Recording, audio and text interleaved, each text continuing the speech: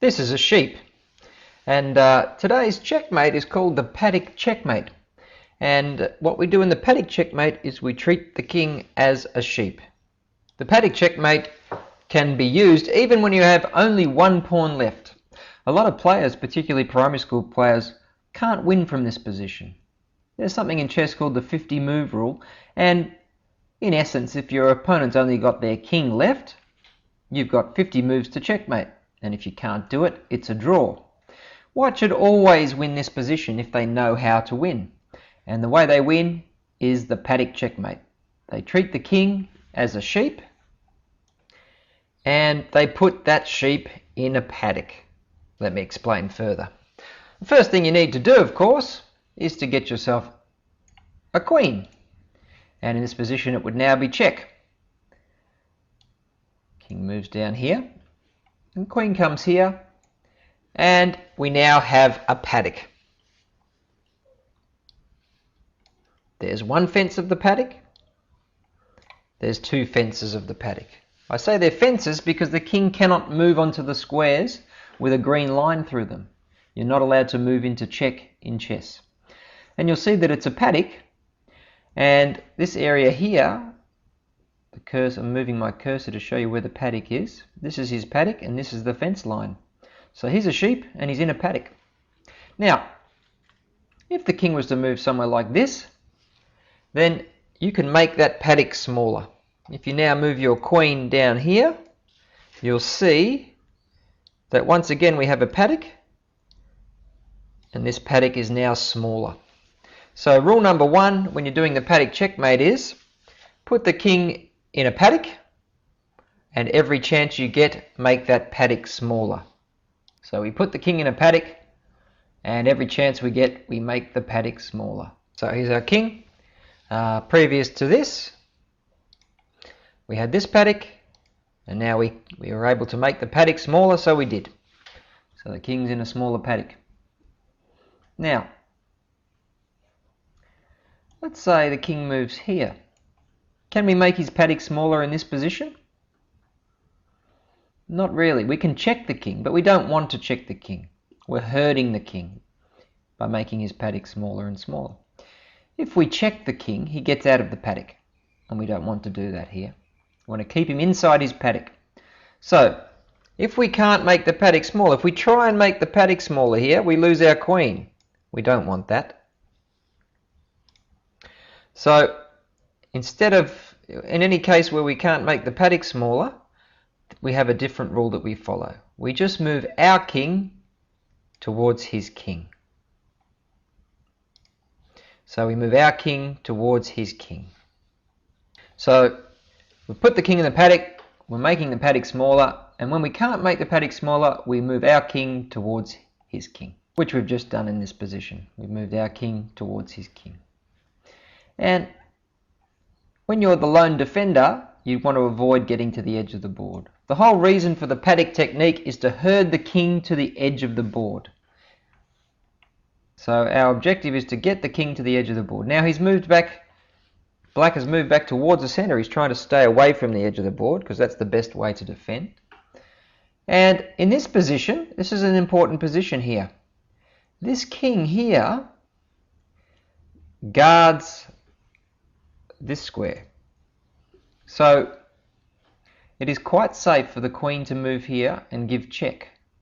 The king cannot capture the queen. Watch what happens if I try to do that.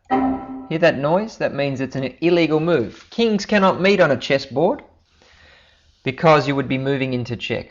So if a king is in contact with a square, the queen can't be captured by the other king. So it's quite safe to make the paddock smaller in this position and move down to here. So here's our paddock now.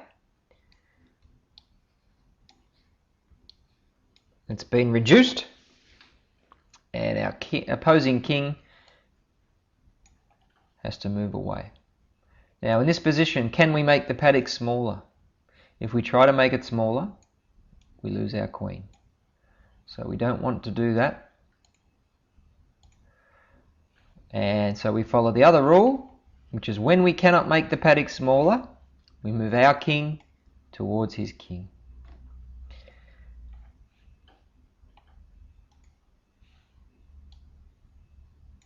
King tries to avoid getting forced to the edge of the board. Once again, if we try and make the paddock smaller, we lose our queen.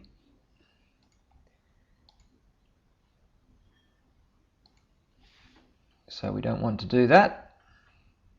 So after the king goes here, we move our king towards his king.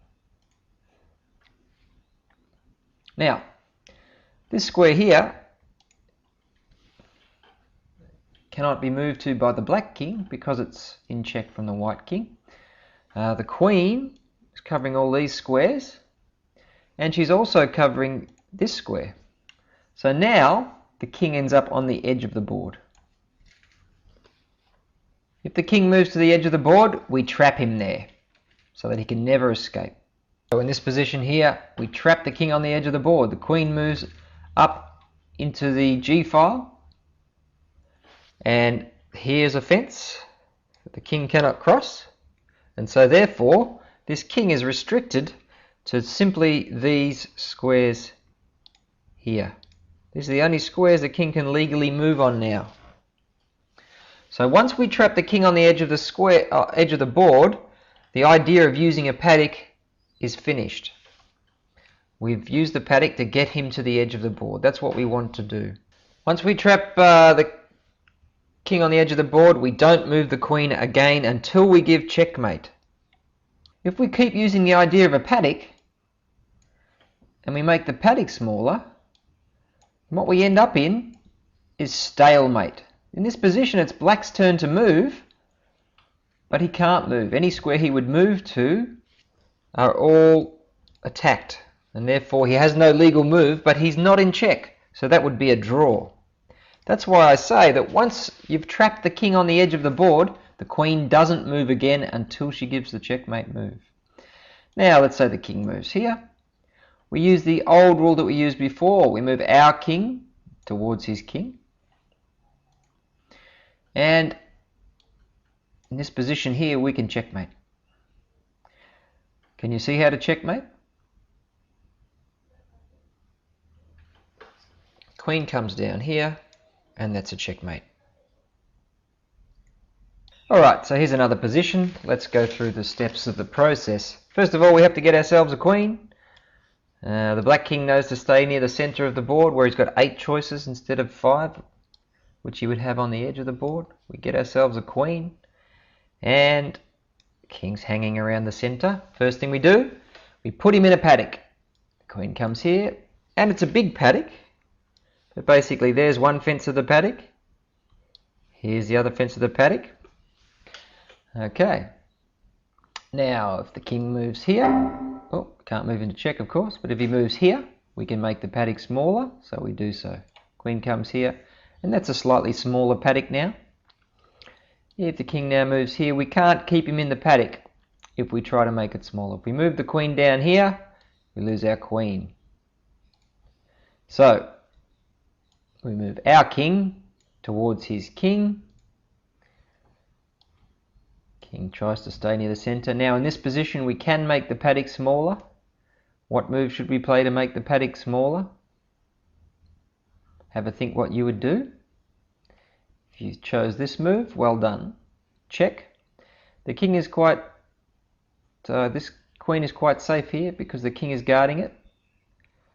If the king attempts to take the queen, it's illegal because the kings can't meet. So he's forced over here. Can we make the paddock smaller in this position? Yes, we can. This is our paddock at the moment.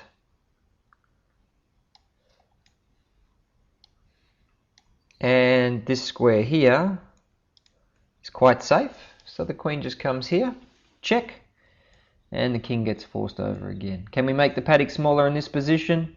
No, if we did so, we'd lose our queen. So we don't do that. We move our king towards his king.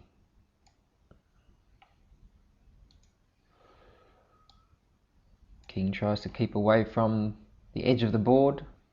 We can make the paddock smaller by moving here because this king guards the queen, forcing the king over. We can't make it any smaller in this position. If we did, we'd lose our queen. So we move our king towards his king. Again, if we try to make it smaller, we lose our queen. If we went here, we'd lose our queen. So we don't do that. We move our king towards his king.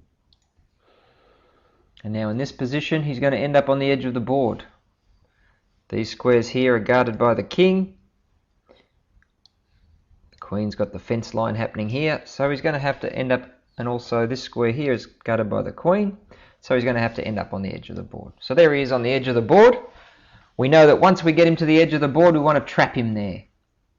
So how do we trap the king on the edge of the board? If we try and move here, we lose our queen. We don't want to do that. But we move over here and we're okay.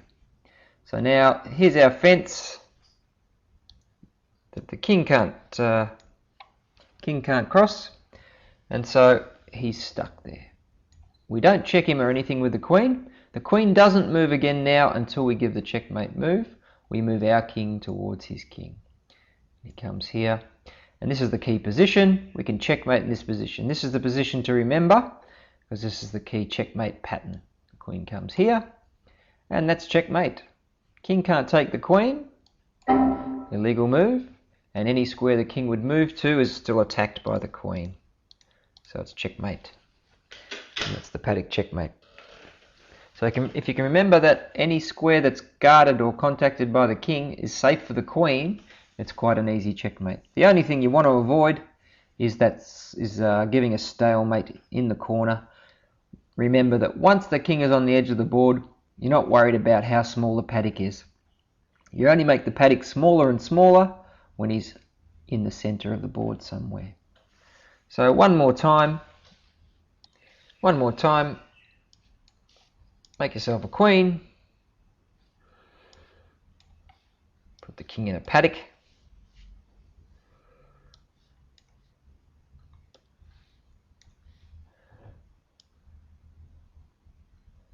when you get the chance to make the paddock smaller, make it smaller. In this position you couldn't make the paddock smaller or you'd lose your queen, so you move your king towards his king. Again, in any situation where you can make the paddock smaller, you do so. This is a much smaller paddock than previously. And the king moves down here. You can make the paddock smaller, which you do there. Comes here. In this position you can't make the paddock smaller or you'd lose your queen. So you move your king towards his king. Again, you couldn't make the paddock smaller, so you would move your king towards his king. And in this position, he has to go onto the edge of the board. These three squares are guarded by the king.